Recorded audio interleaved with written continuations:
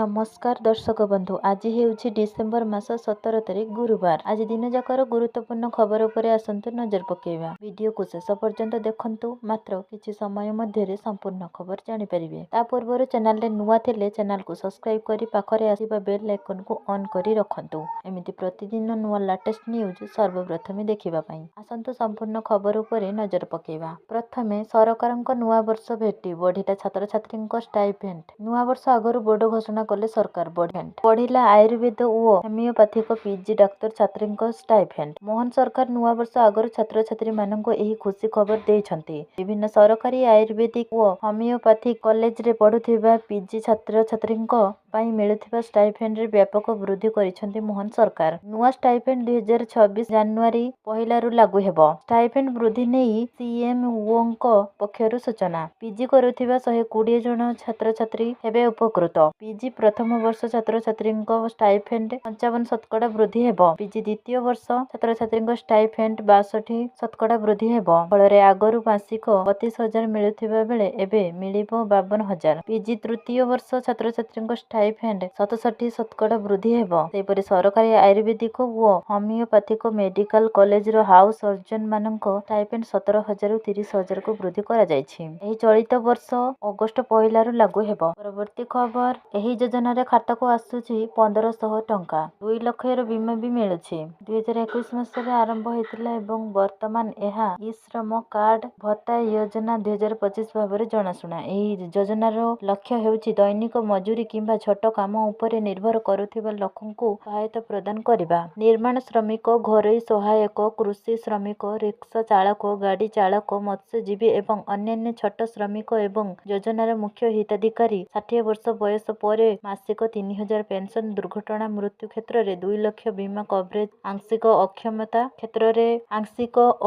କ୍ଷେତ୍ରରେ 1 ଲକ୍ଷ ସହାୟତା, ଆୟୁଷ୍ମାନ ଭାରତ ଯୋଜନା ଅଧୀନରେ 1 ଲକ୍ଷ ମାଗଣା ସ୍ୱାସ୍ଥ୍ୟ ସେବା, ରାସନ କାର୍ଡ, ଉଜ୍ଜ୍ୱଳା ଯୋଜନା ଏବଂ ଦକ୍ଷତା ବିକାଶ କାର୍ଯ୍ୟକ୍ରମ ଭଳି ଅନ୍ୟାନ୍ୟ ଯୋଜନା ସହିତ ଯୋଡ଼ି ହେବାର ସୁବିଧା ସରକାର 2025 ପ୍ରାରମ୍ଭରେ ଘୋଷଣା କରିଥିଲେ ଯେ ଯେଉଁ ଶ୍ରମିକମାନେ ସଫଳତାର ସହ ଇ ଶ୍ରମ ପୋର୍ଟାଲରେ ପଞ୍ଜୀକରଣ କରିଛନ୍ତି ସେମାନଙ୍କୁ ପର୍ଯ୍ୟାୟକ୍ରମେ 1,500 ଟଙ୍କା ଆର୍ଥିକ ସହାୟତା ମିଳିବ। ଏହି ରାଶିକୁ ପ୍ରତ୍ୟେକ ଲାଭ ସ୍ଥାନାନ୍ତର ମାଧ୍ୟମରେ ସେମାନଙ୍କ ବ୍ୟାଙ୍କ ଆକାଉଣ୍ଟକୁ ସ୍ଥାନାନ୍ତର କରାଯାଉଛି। ଏହି ରାଶି ଅନେକ ରାଜ୍ୟରେ ପହଞ୍ଚିବା ଆରମ୍ଭ ହୋଇଛି ଏବଂ ଅନ୍ୟ ରାଜ୍ୟରେ ଦେୟ ପ୍ରକ୍ରିୟା ଜାରି ରହିଛି। ଯେଉଁମାନେ ଏପର୍ଯ୍ୟନ୍ତ ଟଙ୍କା ପାଇନାହାନ୍ତି ସେମାନେ ସହଜରେ ସେମାନଙ୍କର ପଞ୍ଜୀକରଣ ସ୍ଥିତି ଏବଂ ଦେୟ ସ୍ଥିତି ଅନଲାଇନରେ ଯାଞ୍ଚ କରିପାରିବେ। ସରକାର ଏଥିପାଇଁ ଏକ ୱେବସାଇଟ ଏବଂ ମୋବାଇଲ ଆପ୍ଲିକେସନ ମଧ୍ୟ ପ୍ରଦାନ କରିଛନ୍ତି। ପରବର୍ତ୍ତୀ ଖବର ଓଡ଼ିଶା ପାଇଁ ଗୌରବ। ବଡ଼ ନିଷ୍ପତ୍ତି ନେଲା ବିସିସିଆଇ। ଆଇପିଏଲ ନିଲାମ ତାଲିକାରେ ଯୋଡ଼ି ହେଲା 2 ଓଡ଼ିଆ କ୍ରିକେଟରଙ୍କ ନାଁ। ନିଲାମ ତାଲିକାରେ ଯୋଡ଼ି ହେଲା 2 ଓଡ଼ିଆ କ୍ରିକେଟରଙ୍କ ନାଁ। 2 ଓଡ଼ିଆ କ୍ରିକେଟରଙ୍କୁ ଆଇପିଏଲ ନିଲାମ ତାଲିକାରେ ଯୋଡ଼ିଲା ବିସିସିଆଇ।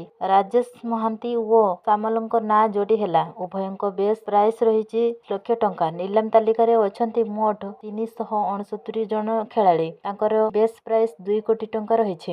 ସେହିପରି ଭାରତୀୟ ଅଲରାଉଣ୍ଡର ଭେଙ୍କଟେଶ ଆୟରଙ୍କ ବେସ୍ ପ୍ରାଇସ୍ ମଧ୍ୟ 2 କୋଟି ଟଙ୍କା ରହିଛି। ଅନ୍ୟପକ୍ଷରେ ମୁମ୍ବାଇ ଇଣ୍ଡିଆନ୍ସ ପାଖରେ ସବୁଠାରୁ କମ୍ ମାତ୍ର 2,75 ଲକ୍ଷ ଟଙ୍କା ରହିଛି। ଚେନ୍ନାଇ ନିକଟରେ 43,40 ଲକ୍ଷ ଟଙ୍କା ଅଛି। 10ଟି ଦଳ ପାଇଁ ମୋଟ 77ଟି ସ୍ଥାନ ଖାଲି ଅଛି କିନ୍ତୁ ନିଲାମୀ ତାଲିକାରେ 359 ଜଣ ଖେଳାଳିଙ୍କ ନାମ ରହିଛି। ତେଣୁ ପ୍ରତିଯୋଗିତା ଜୋରଦାର ହେବ। ପରବର୍ତ୍ତୀ ଖବର ଏମାନଙ୍କ ଆକାଉଣ୍ଟକୁ ଆସିବନି କିଷାନ ନିଧି ଯୋଜନାର 22ତମ କିସ୍ତି। ପୂର୍ବ 21ତମ କିସ୍ତି 19 ନଭେମ୍ବର 2025ରେ ଜାରି କରାଯାଇଥିଲା ଯେଉଁଥିରେ ଦେଶର 9 କୋଟିରୁ ଅଧିକ ଚାଷୀଙ୍କ ବ୍ୟାଙ୍କ ଆକାଉଣ୍ଟକୁ ସିଧାସଳଖ 2,000 ଟଙ୍କା ସ୍ଥାନାନ୍ତର କରାଯାଇଥିଲା।